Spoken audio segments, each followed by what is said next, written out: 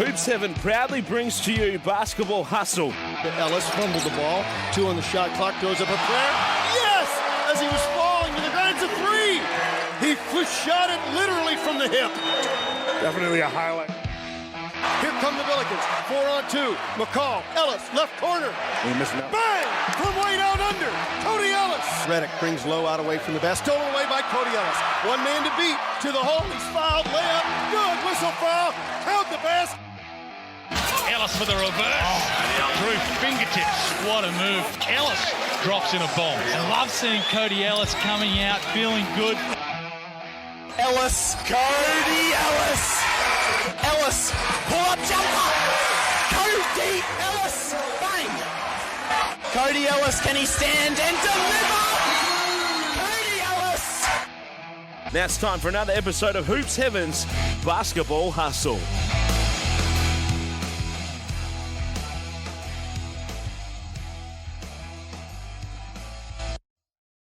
Hello and welcome. Another episode of Hoops Heaven's Basketball Hustle.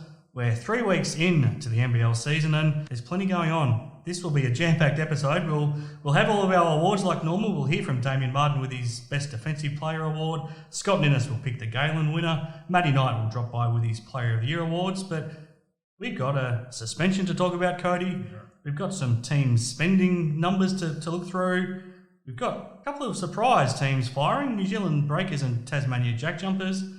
Things not quite as good for the Brisbane Bullets and the Illawarra Hawks right now. Interesting times for Melbourne United. That sounds like it's going to be an easy way to fill up an hour, Cody. So I'm Chris Pike, but the man that you've all tuned in to hear from, the former Illawarra Hawks, the Sydney Kings forward, the Warwick Senators NBL 1 captain, Cody Ellis. Another big week.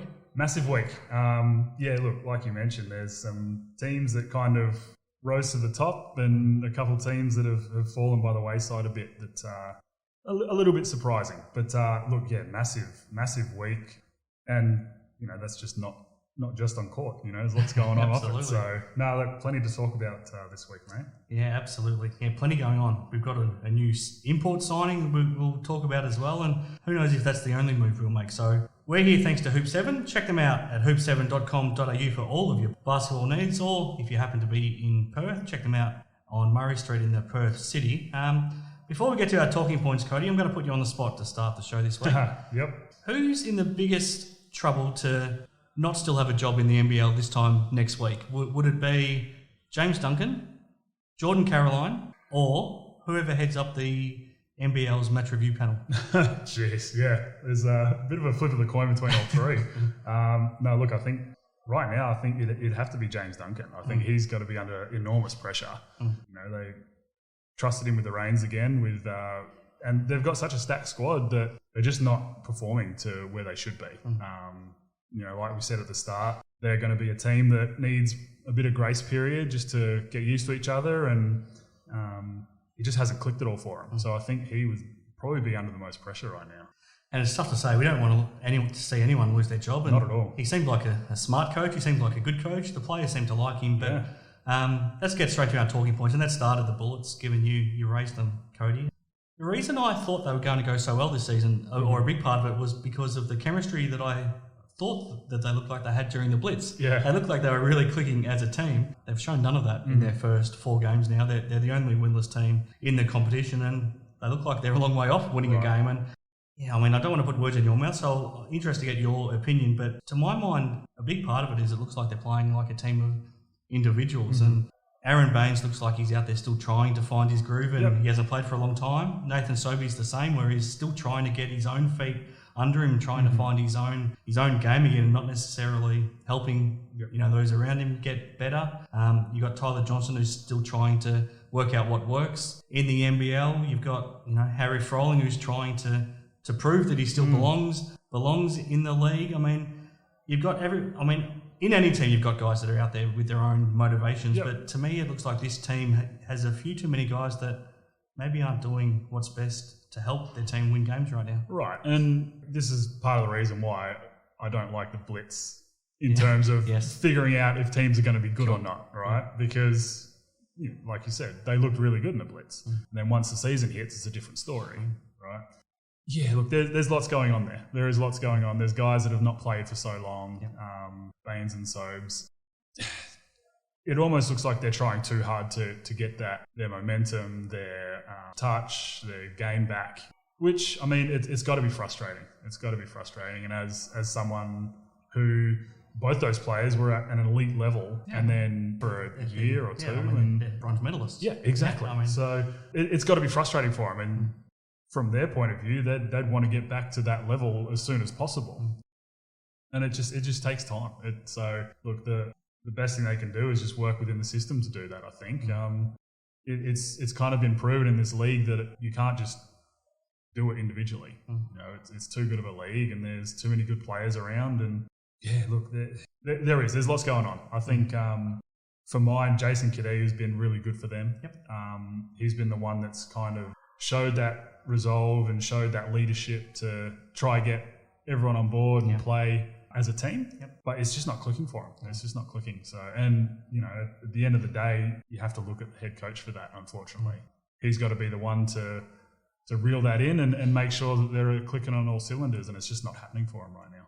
Feels like there's a lot of restrictions that have been placed on him, whether it's from, I don't know, deals that the agents have signed for his players, or whether it comes from the strength and conditioning staff, where I don't know if he's necessarily been given the total free reins to actually play everyone as much as he wants or in the roles that he wants. And we've seen Adam Ford be very frustrated by that at the Taipans last season, and he's gone to his staff this year and said, look, I'm not going to be dictated to by my staff about who plays what. I want my guys to play, and if you tell me that they're healthy, then they're available to do whatever I want. I mean, it feels like this Brisbane team has got a lot of restrictions placed on it. How frustrating would that be if you're the coach? Oh, hugely, because you don't really have a control over it then. You know, it's like, oh, this guy can play for a certain amount of minutes. You've got enough on your plate without worrying about how many minutes has this player played. You know, has this guy been on for too long of a stretch? Do we need to get him out? It's tough enough trying to figure out who's blowing, who needs a rest that way. It shouldn't be on the coach to have to do that sort of stuff. I think, like you said, and like Fordy said in the past, if they're free to play or if they're available to play, then they play. Look, I do understand minute restrictions, and I do understand that side of things, but it has got to be frustrating. It's got to be frustrating. And I wonder how much all those guys are allowed to train as well, because that's a big part of it. You know, throughout the week, it's a fairly grueling schedule throughout the week. You know, you're training every day, you're lifting 2-3 times in the week. So there's a lot of stress on your body throughout the week just to get ready for these games. With some of those guys being a little bit older and with the injury history that they have, then question how much they're actually allowed to train. You know, and I think that is showing a bit too. And that's where you want to be getting your touch back. Yeah, absolutely. You don't want to be trying to do it during a game. No. I think you're right. I think especially Baines and Sobey, I can't imagine they've spent a whole heap of time on the practice court. Yeah, and especially two guys that are absolute workhorses. You know, they'd want to be out there as much as possible. I mean, let's be clear, it's not because they don't want to. No, not at all. Exactly. So look, it's got to be frustrating for them. And yeah, like I said, two absolutely elite players in basketball in general, not just in this country. The frustrations are going to be boiling over. Now, the other big talking point of this week, before we get to some more positive things that we saw on the court, I haven't got your opinion on this, Cody, until I'm asking you right now. What was your reaction when you heard that Jesse Wagstaff was suspended for that screen on Lachie Barker? I almost threw my phone across the room. It was ridiculous, mate. Oh, I think it sends the wrong message to the league. And then all of a sudden conversations about completely eradicating the screens in the backcourt have come into play. And that's absolutely ridiculous, I think. Well, it's ridiculous because we've seen, I mean, if you go back to last year, there was times where teams won games because of the backcourt pressure, the full court press they put on opposition teams, and we saw some horrible turnovers. One, I mean, there was a couple, Mikhail McIntosh springs to mind, where he was trying to bring the ball up, there was a screen in the backcourt, he couldn't get the ball away, and so these are, I mean, to take that out of the game, you're taking away a real weapon for teams. Well, and the issue with that is, like, then all of a sudden you've got to change the 8 seconds in the backcourt rule, I think. I think it becomes, you either just take that out or it goes back to the 10 seconds or something like that. And then all of a sudden you've got to change little bits and pieces of the whole game. I don't think that should happen at all. I mean, if we get to talk to Alex Loughton anytime soon, I'll be interested to hear his thoughts on it because he made a living out of those screens in the backcourt. Absolutely. I think I'll ask Matty Knight about it later too. Absolutely. He's another perfect one to get the thoughts of. Well, that's it. And, you just have to go back even 10 or so years that some of those guys... Mika Vacona. Oh, absolutely. Some of the best screeners in the league. And then you go back even further to guys like Andy Vlahoff who absolute monstered people. Well, and your dad probably never gets the ball up the floor without Vlahoff. Well, that's it, and I think it's such a useful tool. And I'm sure you do it a lot too. Oh, absolutely. It's just part of basketball, and it's you helping your point guard get up the floor. Especially now, and we're seeing teams pressure up the floor a lot more this season. I don't see a way to take it out of the game. And did Jesse do anything wrong in your eyes? Look, he lent into it a little bit. You can see he lent into it a little bit, but look, it's part of setting that as well is bracing yourself. It's extremely hard to just stand there and have someone running full tilt into you without you falling back or anything like that. And the point of it is to stop the defender and have your point guard get past and just to create some space. Well, that's it. And on the slow-mo, he leant forward a little bit. In live, you probably wouldn't have been able to see that too easily. The crazy thing is that nothing was called in the game, and then all of a sudden it's a 2-game suspension. Yes. There was multiple screens around the round that was just as, if not worse. Even in the same game, Isaac Humphries on Nordo, and then Nordo as well. Absolutely. Yeah, on Nordo. Crumpled Nordo. And then Jordan Hunter on Jonah Antonio, who left him rocking too. Absolutely. And look, it's extremely unfortunate that Lachie smacked his head and was knocked out. Yeah. And he was down for a good chunk of time. It's horrible, but that is part of the game as well. But it's also on the big guarding the person setting the screen. Yeah. You have to be further up the floor. If someone's up the court, if your man is up the court setting that screen, you need to be screaming it to your guard. Yeah. Or if they can't hear because you're too far back, again, being in Perth, it's a very loud place. You've got to be up closer to it. Very close to their bench. Even their bench could have yelled out. Absolutely. It's got to be communication. So if I'm Lachie in that instance, then I'm mad at whoever was guarding Jesse because I didn't hear it. I'm mad at the bench for not talking it as well. And it's just, I think it's absolutely crazy that 2-game suspension for that. And it's all because of Lachie getting knocked out and being in concussion protocols now. That is, if he had got up and kept playing, wouldn't have even been talked about. The screen wouldn't have been talked about at all. And I understand trying to keep guys healthy and preventing all this, especially with the head trauma stuff that's going on around the world with all different sports. I understand that, but I'm still flabbergasted, I guess is the word, about the suspension. I think it just comes down to the fact that it's a basketball play that Jesse did. He didn't necessarily do anything wrong, and at worst, I wouldn't have been against it being called an offensive foul in the moment. But I think that's the absolute most. And then the 2-game suspension, he can get it down to 1 game if he accepts the early plea. I assume that's why they probably won't challenge, because they don't want to risk him missing 2 games. Is that the right decision? Yeah, I think so. Look, you don't want to risk him with the 2 games for sure, but I mean, it's just damned if you do, damned if you don't type situation. I think, if they do challenge it, then there is that chance that he could get the 2 games, but then and it hurts them if they're missing Tayshaun Thomas already. Well, that's really it. Hurts if well, they're that's missing it. So, and if he was in the lineup, then maybe it might be a little bit different, just that extra body in there. But it's wild. It's wild. How many screens like that in a game would you set yourself? Oh, yeah, fair few throughout just the 1 game, let alone throughout a season. Because look, and like I said, like teams are starting to pick up the floor a lot more, especially teams like Tasmania, who are all about that defense and the hustle. You need to help your point guard out. They're left on an island. There's some pretty good defenders around this league that know how to use their body and get into you and make it hard for you to get around them. That's the whole point of that screen. All right. Let's get to some stuff that we saw on the court, Cody. New Zealand Breakers. They're playing some great basketball right now, and team basketball. Yeah. Almost the total opposite of what we talked about with the Brisbane Bullets. They're doing everything as a team. They're still missing key players. They didn't have Barry Brown at all this weekend. Still no Tom Abercrombie.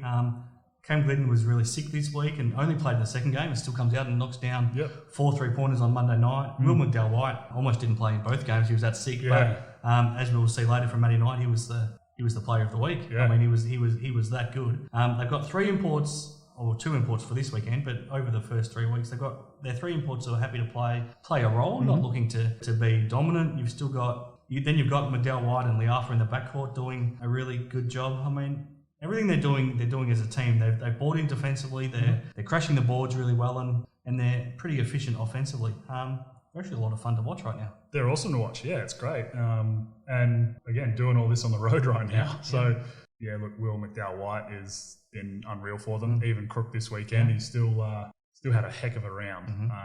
Just doing everything for them, being that leader. Obviously, he was given the keys to the car at the start of the season, and I mean, he's driving that team very nicely right now. You're right, the imports just taking what they're given rather than trying to force anything. And look, my guy Rob Lowe, looking in fantastic shape, and his confidence looks sky high, which is unreal to see. He's been massive for him, you know, just being that big body and being able to stretch the floor and shooting the ball really well, which is awesome to see after what he went through last year. And again, another person that I'm very happy to see starting to succeed a bit is Cam Glidden. So him coming out and hitting 4 triples do the world of good for him. And you can see how much his new team loves him already too.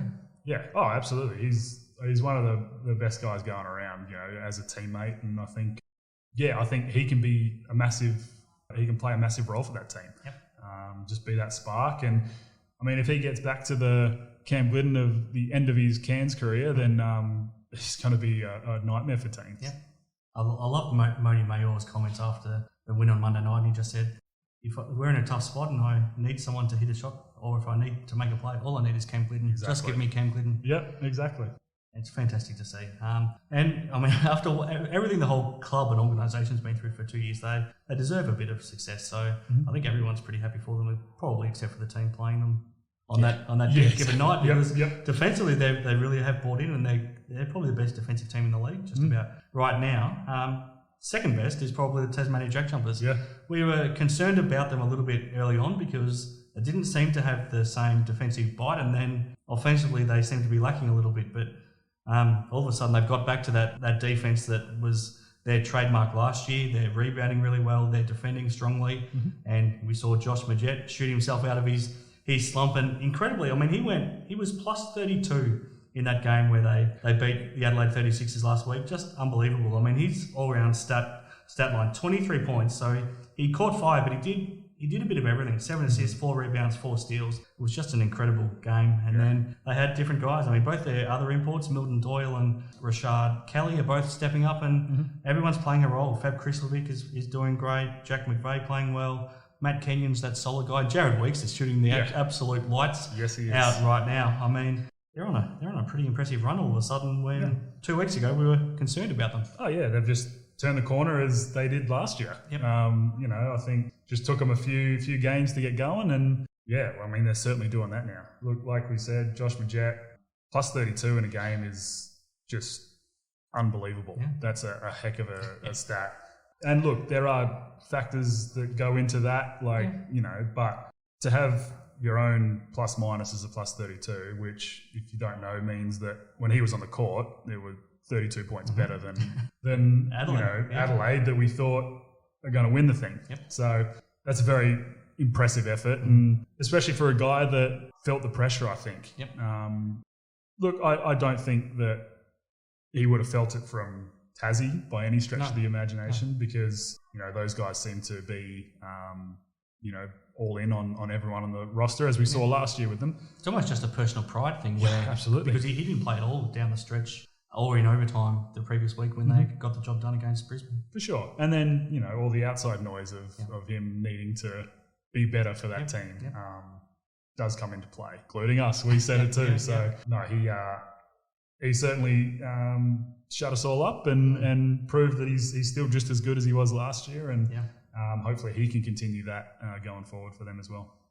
Really like what the Cairns Taipans continue to do as well. They went into Sydney and beat the defending champion Sydney Kings as well, and did it without Tajir McCall. I'm fascinated to have a more in-depth conversation with Alex Loudon when we can, either this week or next week, about this. Tough to say. He's their captain and he's their point guard, but in some ways they look like a better team without him out there. Yeah, and they've kind of got to share the load a bit when he's not out there. So I think that contributes to their ball movement a bit. Yeah. Look, he's a heck of a player and he's proved that. And I think you'd be hard to find anyone that disagrees with that.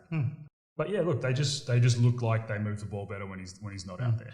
And, you know, that's something that they've got to figure out once he comes back. And I'm sure they will.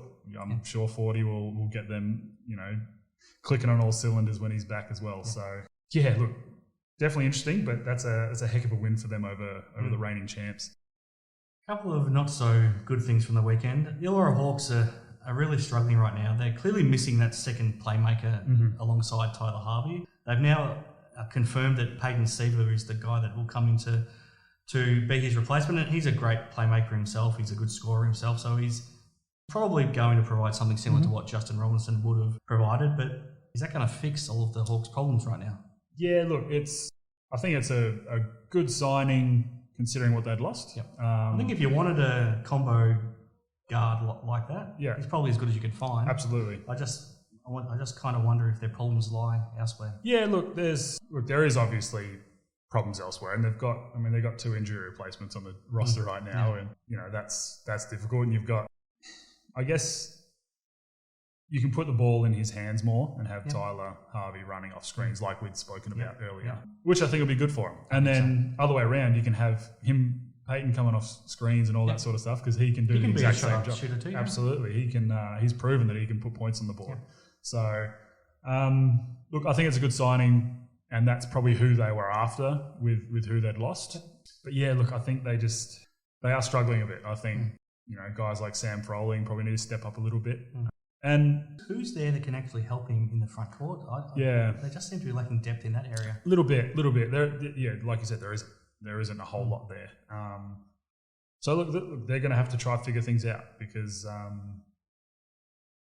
they're 1-4 already. You start to lose touch. Well, that's it. They're starting to fall behind already, which is not going into round 4. Yeah, look, I think that good signing.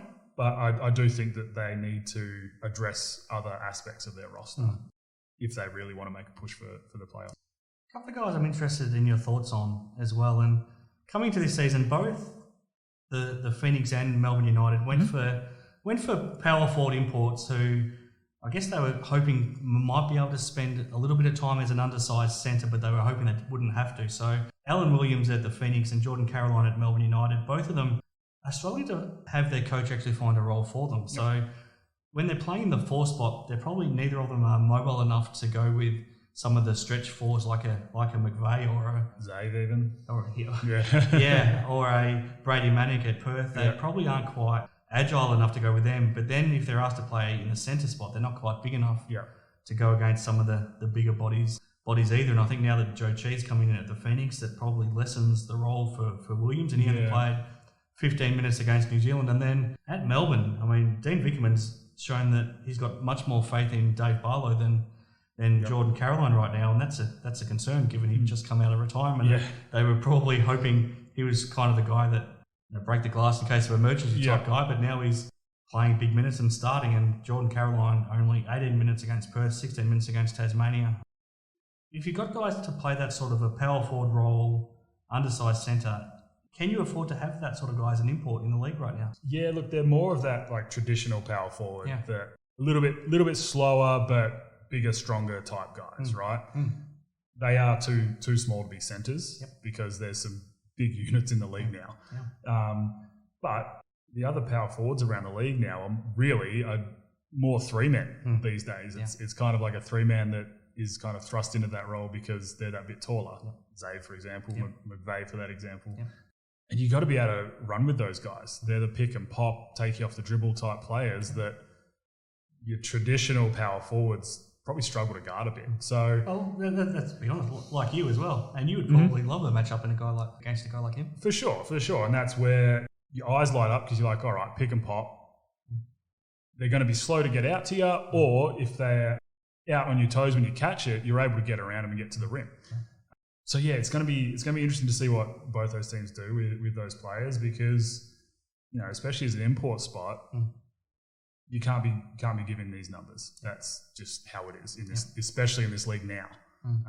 Local's different. If you're a local guy, it's obviously different. But as an import spot, you need to produce numbers, and playing 15 and 18 and 16 minutes is not going to get it done. I feel like the Phoenix can probably carry Williams, and in fairness to him, I think he's actually shown patches where he can have a real impact. And they've got Joe Che and Mitch Creek and Dane Pino there, so they can help him out. But at Melbourne, I mean, now that they don't have Huck Porty, and you don't want to be grinding Humphreys into the ground because he might not hold up. And outside of that, their front court's very, very slim pickings. I mean, can Melbourne afford to carry much longer? Yeah, I'm not sure because they're kind of been one of those teams that's very up and down. They come into Perth and beat Perth and then absolutely lay down in their next game, just a couple of days later. And look, like I said, it's going to be interesting to see what they do, because he's either got to produce in this next round, or I think, especially being Melbourne with their standards, I think he will be soon on a plane if he doesn't. Yeah, but I think the game they have against the Sydney Kings might tell the tale of where his future lies. Before we get to our awards, and we'll hear from Man United, and we'll get those awards from Damien Martin and Scott Ninnis. The results from round 3, Cody, and see if anything else might have jumped out that we missed. Started Thursday night. The result of this still looks like a shocker on paper just because of the margin. The Adelaide 36ers, their first game of the season, the Tasmania JackJumpers went into Adelaide and thumped them 97-72. And then on Friday night, Cairns Taipans beat the Sydney Kings 83-78. And then Melbourne United, they bounced back and beat the Perth Wildcats in Perth 84-81. Then on Saturday, Adelaide 36ers, their first win of the season, 90-80 over the Illawarra Hawks. And the New Zealand Breakers, they kept on winning. Their first win, Cody, in Australia since March. So congratulations to them. They beat the South East Melbourne Phoenix 85-77. And then, as you touched on, Tasmania JackJumpers, they just locked down on Melbourne United and put the clamps on, and they won 74-64. Sydney Kings just cruised to this win. Final margin probably doesn't tell just how dominant they were over the Brisbane Bullets, 102-85. And then Monday night, another spanking. New Zealand Breakers dominated the Illawarra Hawks, and they won 88-62. Anything jump out that we might not have touched on so far? Look, there's not a whole lot. I think we've touched on most of the talking points around the league for this round. But look, Adelaide and Tassie in that first game, we did say that if you were going to catch Adelaide, you want to catch them on this game. And Tassie did just that and jumped over them early and kind of just quietened that massive crowd, which is what they needed to do. And then Tassie going in and locking Melbourne up. I think they had a heck of a round and really, really stamped their authority and proved that they're going to be in the mix again this year. Other than that, look, Sydney bouncing back and doing what they did to Brisbane, that doesn't surprise me a whole lot. And then, look, seeing New Zealand being successful is amazing. I think, we probably touched on all those points already, but I think that having them as legit chance this year is exciting to see, and it'd be good to see them play more at home. Yeah, for sure. Absolutely. So, all right, Cody, I think that wraps up all those major talking points. So we'll get to our awards after this, and then when we come back, we'll have a chat about the salary spends from last season, Cody, and then we'll have a look at round 4 in the NBL. Sounds good.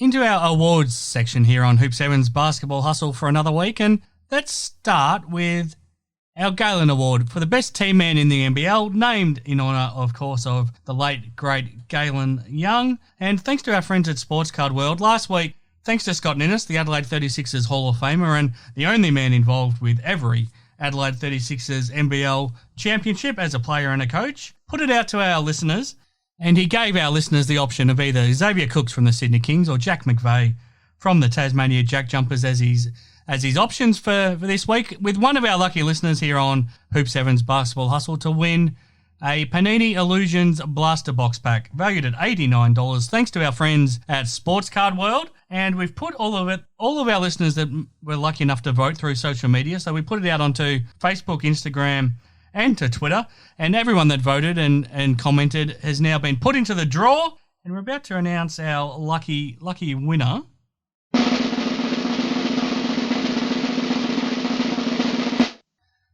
And here we go. It's an Adelaide local, so very nice for our friends there at Sports Card World. And the winner for this week is Cooper Darms, Cooper Duper 9 on Instagram. So congratulations, Cooper. We will get you your prize. You can either go into Sports Card World there in Adelaide and pick it up, or we'll get it sent out to you. So thank you for voting. Thank you for taking part. And now this week, our Galen Award winner, the best team man in the NBL for round 3, we've gone to the New Zealand Breakers, and he might be a familiar name in our awards section here. Will McDowell-White from the New Zealand Breakers, the point guard. Fantastic weekend, both against the Southeast Melbourne Phoenix and then the Illawarra Hawks. 2 wins on the road for the Breakers. He did it while he was sick, and I have a feeling he might feature with Matty Knight later in our Player of the Year award as well. So I'll let Matty talk a bit more about his performance. So there we go. Will McDowell-White, the winner of our Galen Award for round 3. Now, let's keep moving. So before we get to Matty Knight with the Player of the Year award, we've got the Damo Award, the best defensive player in the NBL as well. Damien Martin, the defensive legend, kept a close eye on the NBL action across the weekend, and he's gone in his Player of the Year defensively voting. He's gone 1 vote also to the New Zealand Breakers. He went Isaiah Liafa. He's 2 votes. He went to a past winner of the Damien Martin Trophy at the Sydney Kings, Justin Simon. And then his 3 votes, the big man. We talked to Cody about it, how great it is to see him blocking shots and not being deterred by what happened to him last week. Isaac Humphries, the big man from Melbourne United, with the 3 votes in the Damo Award. Now, thanks to Hoop 7, let's get to our Player of the Year votes with Matty Knight. Okay, back on Hoop 7's Basketball Hustle, I'm joined by the Nightmare, the 3-time NBL champion, Matty Knight, to go through our Player of the Year awards here on Hoop 7's Basketball Hustle for another week. Before we get to that, Matty, how many screens like what Jesse Wagstaff set on Lachie Barker on the weekend do you think you set during your 236-game career? Oh, there would have been quite a few, and thankfully I wasn't signed. Otherwise, I probably would have only played half that amount of games. I reckon there's a few other bigs in the league too. Imagine Andrew Vlahoff and all those guys. Yeah. They set a lot worse screens than we did. So, it's an interesting decision. How surprised were you when it came back as a 2-week suspension? And obviously he can get it down to 1 if he takes the early plea. Yeah, no, very surprised considering there was no foul call during the game. Yeah. Nothing really said, I guess, really said mentioned a little bit after, but yeah, that happens nearly every game, and it happened at the other end when Humphries collected Travers. It did, absolutely did. Very similar, and Travers ended up getting 3 stitches, I think, after that. Yeah, so it's going to be interesting moving forward how the NBL adjudicate these terror screens. They've set the bar now. I don't know if you remember, the biggest hit I probably saw was BJ Anthony on poor old Drew Williamson. I don't know if you were playing in that game, but poor Drew was on the wrong end of that one. Yeah, I was definitely playing that one. He's probably the last guy you want to run into on a terror screen, BJ Anthony. He was a big, solid unit. Absolutely. All right, before we get to your votes, I'd love to stay in touch about your Tasmania JackJumpers and your thoughts. And how good is it to see them now back rolling and playing their trademark basketball from last year, where they're just so good defensively, they play with great hustle, they crash the boards, they make themselves tough to play against, and then they just do enough on the offensive end. Yeah, no, they're back to playing trademark JackJumper basketball. Obviously, there's always an adjustment period, bringing in 2 more import. That's obviously going to take time, but obviously they set the bar pretty high last year. But no, I think they've turned a corner now, the way they're playing. I think they're starting to get back to that style that got them all the way to the championship game last year. So you'd be a bit nervous if you're coming up against the JackJumper team anytime soon. Yeah, absolutely. I mean, what they did to Adelaide last week was quite incredible, just to blow them away with all the momentum Adelaide had and to back it up and beat Melbourne. And now we'll see how they go against Perth on Saturday night. But before we get to that, Matty, let's get to your Player of the Year votes, thanks to Hoop 7. I have a feeling that especially the JackJumpers and the Breakers deservedly might feature quite prominently. Let's start with your 1 vote. Breaker point guard, I may get his name. Isaiah Liafa. Yeah, Isaiah Liafa. He had a great weekend, didn't he? He did. He really orchestrated that Breakers offense in the game against Southeast Melbourne. Yep. I think 11 assists or something. Yep, so. yep. And then a brilliant defense on Tyler Harvey on Monday night.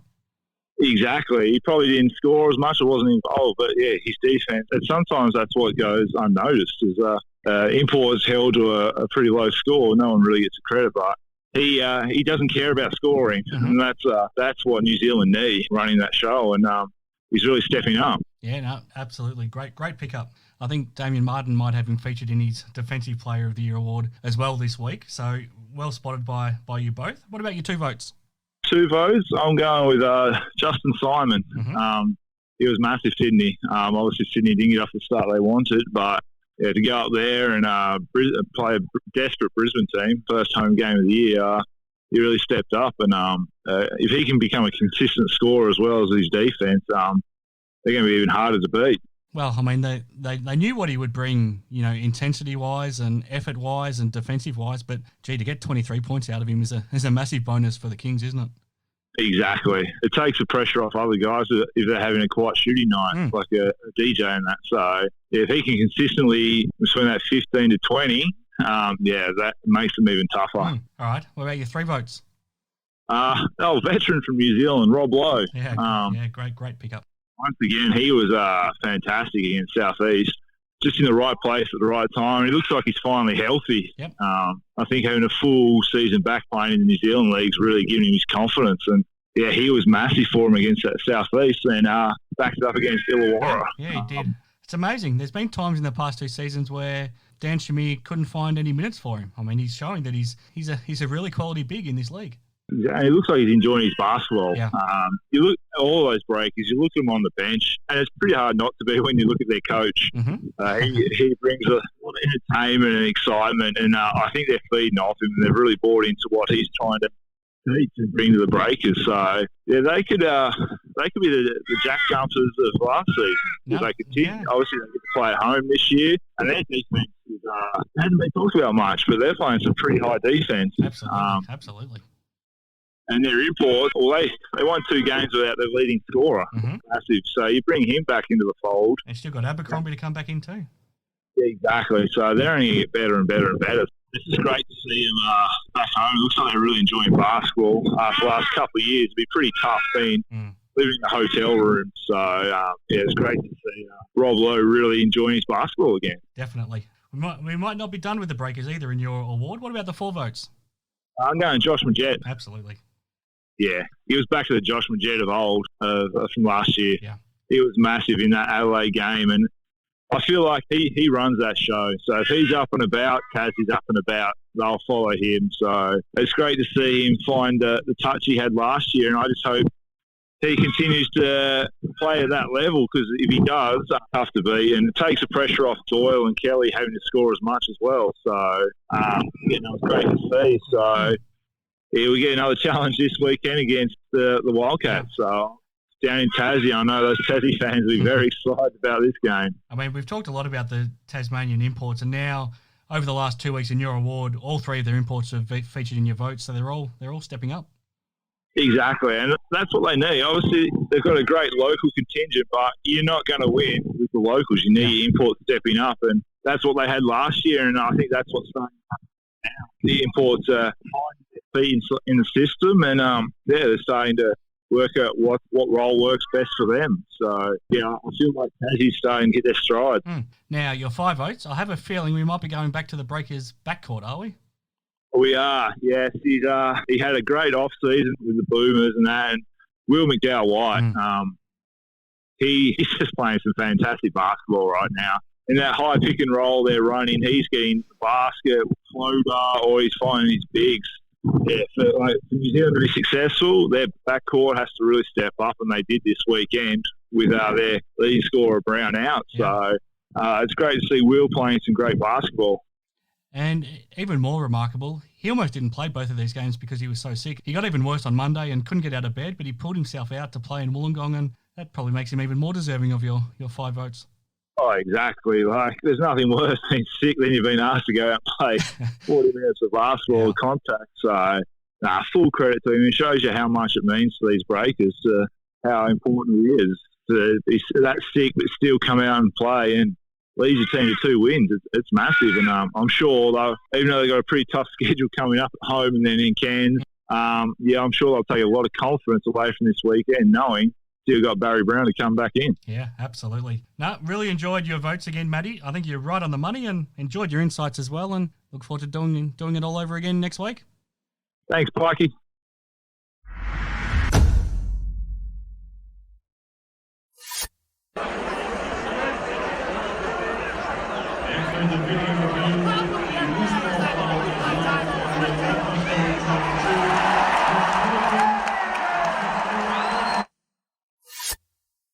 Okay, I'm back here now with Cody on Hoop 7's Basketball Hustle. Thank you for our friends for providing their award winners and votes for this week. So Damo went with Humphrey Simon Liafa Cody for his Best Defensive Award, and Matty with his Player of the Year, McDowell White, Majet, Lowe, Simon Liafa. He really liked what the Breakers did this weekend. Can you pick many holes in those votes? Look, I think Matty's probably smacked it right on the head there. I think New Zealand, just in general, they had so many guys that stepped up over the weekend, so that doesn't surprise me. That's the fairly breaker-heavy voting for this week. Really, the only one that probably stands out to me is for the defensive, and that's Rattan Mays and what he did on Cotton in that second half. I mean, Cotton came out and was unbelievable in the first, and then Rattan Mays just absolutely shut him down in that second, just was physical with him, pushed him off his line, and just, completely shut him down. So I think probably the first half was a bit of a shadow over that, which is probably why he's not in there. Yeah, maybe. But no, I think he's probably the only one that you could throw in there. But it's hard to argue against a bloke that's got his name on the defensive trophy. Yes. So. I mean, just with Isaac Humphries, how good is it to see a big guy actually trying to block shots? And we talked about it last week. We hoped that he wouldn't be deterred after getting dunked on, and he just went out there and tried to block everything that came near him. That's great, and that's one of his strengths is that. So I'm very happy to see what he's been doing. He's been really good for them. Now, before we get to our round 4 preview, Cody, another big talking point this week was the release through News Corp Media and out of Sydney that the spending of the teams from last NBL season, and it's not quite as simple as it looks on paper. But I'll just go through the basic numbers, and you tell me your first reaction, and then we'll break it down a little bit and try and explain actually the reality. But so the teams that went over the soft cap last season, the Perth Wildcats did so by 400,000, the Tasmania JackJumpers by 90,000, Melbourne United by 50,000, and then the teams under the soft cap, the Cairns Taipans by 300,000, Brisbane Bullets by 265, the Adelaide 36ers by 140, the Sydney Kings by 135, the South East Melbourne Phoenix by 130, the Breakers by 125, and the Hawks by 80. What's your first impressions of what you saw when it all came out? Yeah, look, I think Perth being 400 over, I think that's purely because Cotton hadn't got his citizenship yet. If he's a marquee player, then that all of a sudden they become, under the soft cap, I think. But yeah, look, I am surprised Tassie went over, just with the list they have. But I think that was probably very import heavy in those contracts. So Melbourne, I'm not surprised.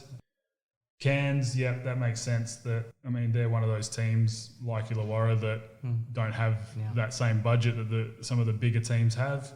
It's a big disadvantage, though, isn't it? It's 300,000. That's less. A lot. That is a lot. Brisbane did well with signing all the extras you can. Yep. The next Indigenous players, the Asian player, marquee. Sobes was a marquee, so all of a sudden puts them right under.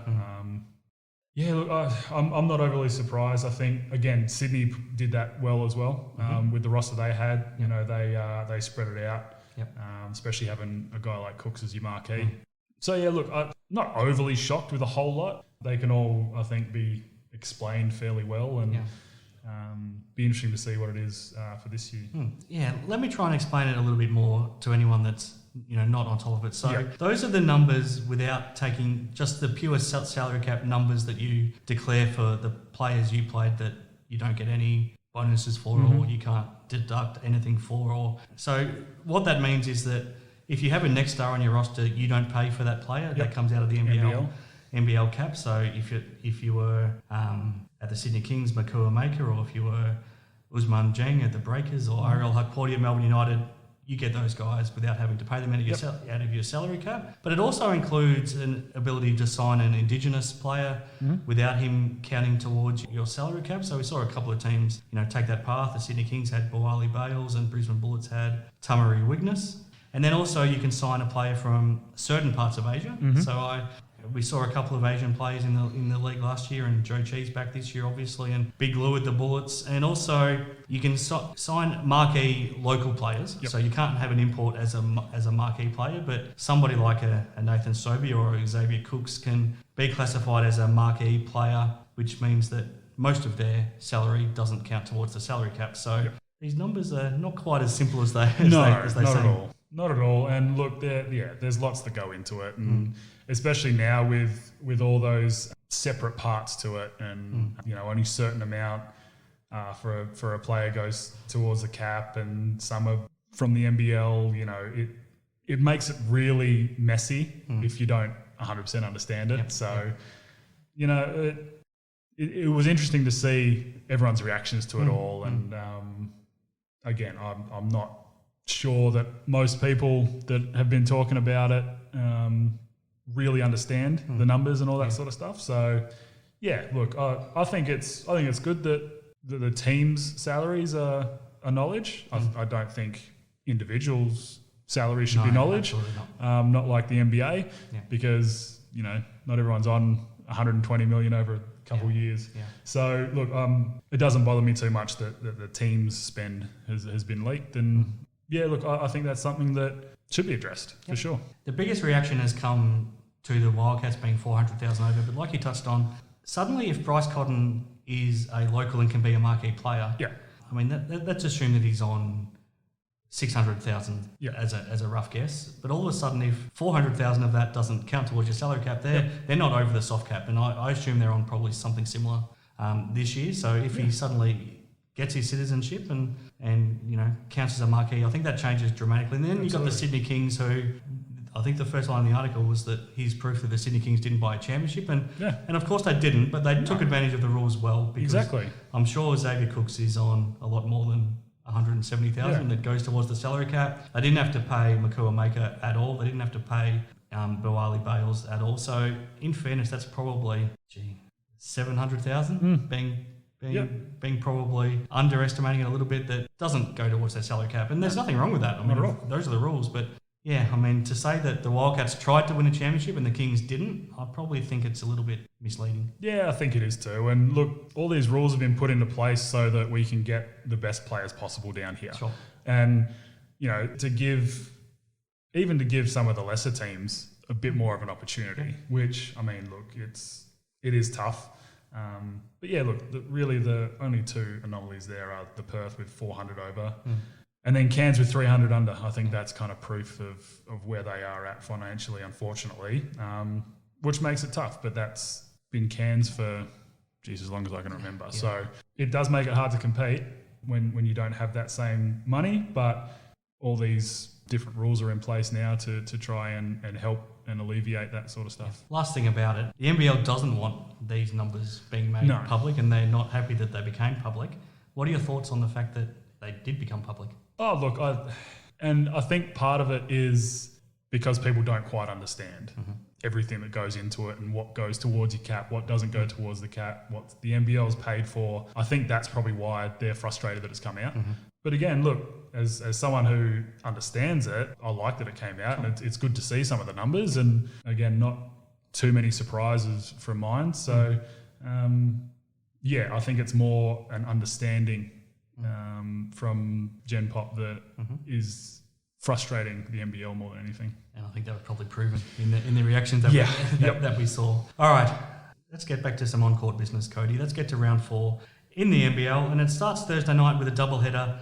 New Zealand Breakers back home, just their second home game of the season, and they host a Southeast Melbourne Phoenix team who will be out full strength. So they'll have Gary Brown back, and they've already got everybody else back in their rosters. So they need a win because they're 1-3. But as we've talked about, the Breakers are on a 3-game winning streak. Well, yeah, they need a win, but they've also put in half a squad back into their lineup. Yep. So it's going to be tough. And again, they're going to probably take a couple games to click and gel with everyone again. So it's awesome to see that they've got their full contingent and at their disposal. But look, I think the way New Zealand's playing right now, and I think being back in front of their home fans, I think they should get that one done. And you assume they get Barry Brown back as well, so they're pretty much at full strength aside from Abercrombie. Yep. Then second up on Thursday, this is fascinating again to see how Melbourne United respond.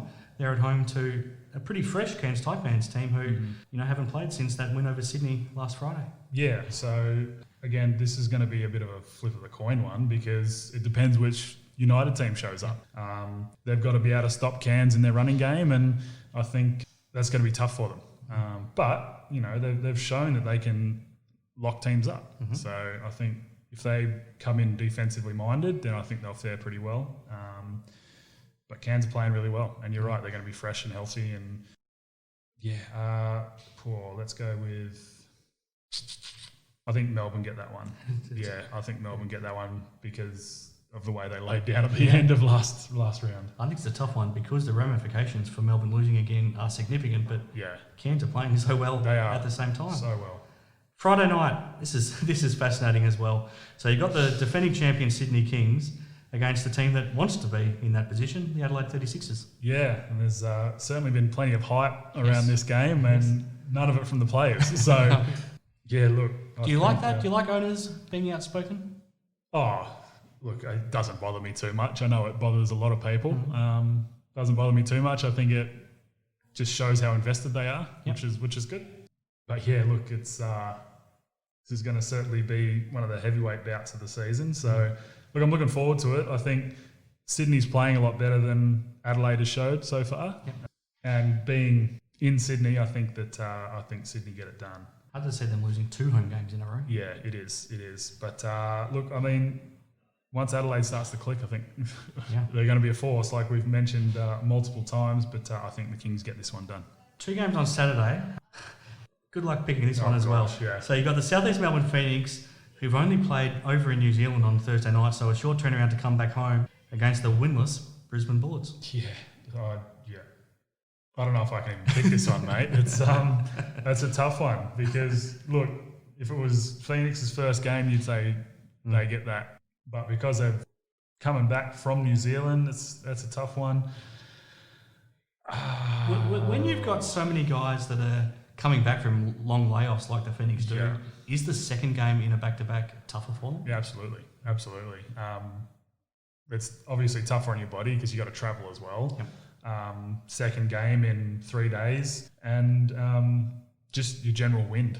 You start the games okay, but it takes you a bit to get that second wind going. So tough one. Look, I think I'd have to go with Phoenix here. Look, it's hard to bet against them twice in one round. So I'll go with the Phoenix. And second up on Saturday night, another really good one. So the Tasmania JackJumpers back at home on their 3-game winning streak. Perth Wildcats, they'll be fresh because they hadn't played since that loss to Melbourne United the previous Friday night. But you'd assume without Tayshaun Thomas and Jesse Wagstaff. So that's a big hit for them. Jeez, look, another tough one, and I've gone with all home teams so far, so that's never a good sign. But look, especially with Jesse out, having that on-court leader is huge for the Cats, I think. And he's been so good, just so consistent for them this year. His numbers don't jump off the page at you, but it's everything he does is massive for that squad. So be interesting to see if he travels or not with the team, if he's sitting on the bench or not. But look, I think right now Tassie's rolling, but they've got to be able to manage Bryce. I think that's going to be the big thing because after having that massive first half, against Melbourne, and then kind of, I guess, being shut down a little bit, he's probably going to come out with a bit to prove. So, look, I think Tassie get it done purely because of the outs for Perth. 2 more games on Sunday. Another good one. This is going to be quite the round to end up seeing how it all unfolds. Cairns Taipans back on their home court against the New Zealand Breakers. Yeah. It's always tough going and playing in Cairns. It's always a fun place to play because the fans are so passionate. Yep. And look, New Zealand are the road dogs right now. They know how to play on the road. I feel like this season they'll play better on the road than they do at home, purely because they know what to do on the road. Yeah. So I think New Zealand get that. I think they've just got that little bit too much firepower, and they're just clicking on all cylinders a little bit better than what Cairns is doing right now. And Cairns is playing really well. So, again, that should be a wicked game to see, but I think New Zealand gets that done. Speaking of the road dogs, Sydney Kings, they continue to win on the road. Yes, it's now 15 in a row that they've won on the road dating back to last season. So they head back to Melbourne, the same place where they hammered Melbourne United less than 2 weeks ago, and they were 38 points in front of them in the first half. Yeah. I expect it to be a bit closer this time around, but what do you expect? Yeah, it's not going to be a 40-point game again. I can almost guarantee you that. But look, I expect Sydney to extend that record and win this one. But like you said, it's going to be a heck of a lot closer, and I think it should be a really good game. Yeah.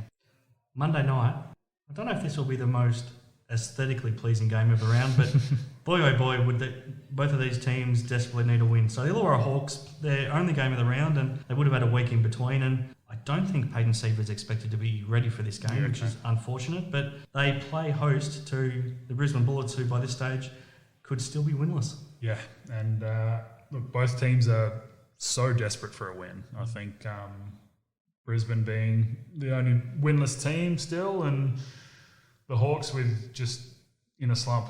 Yeah. I mean, just not playing the way that I'm sure the coaching staff wants them to play, and I'm sure the playing group, they're not playing the way they want to be playing. So two teams with something to prove, I think. So, like you said, I don't think it's going to be the prettiest game of basketball, but it's going to be scrappy and there's going to be a lot of fight. So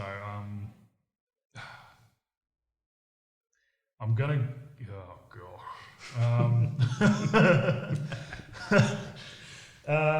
purely because they're at home, I'm going to go the Hawks. Yeah. Before we wrap it up, I want to get your thoughts. Monday night games in Wollongong. I feel like the Hawks have really drawn the short straw. And they only had just over 2,000 people there this past Monday night against the Breakers. That building, when there's 4,000 people in there, it's a hell of an atmosphere. Rocking. I haven't been there when there's only 2,000 in there, but I assume it's not quite the same. I mean, have they really drawn the short straw with these Monday night games? They have. And, Mondays is a tough one to play on, for crowds, because, I mean, start of the week, people aren't too concerned with basketball at that point of the week. It's difficult. You don't get as many of the kids there. Look, whether it's the Hawks getting them because they're that smaller town and it's probably easier to draw crowds in that smaller town because it's not a big trek into the city like it is in Perth or Sydney or Melbourne. And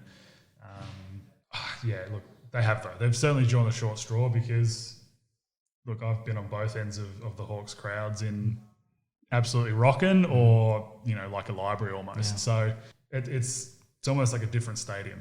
So I think it's frustrating. You're right. They have drawn the short straw there, and it is what it is though. I think that you should be able to play to the same level regardless. Absolutely. It shouldn't affect the team, but I do feel like it affects the crowd numbers significantly, which is disappointing. But, gee, it's going to be a hell of a round, Cody. I'm looking forward to it and really enjoyed this show. There's been a hell of a lot to talk about. Yeah.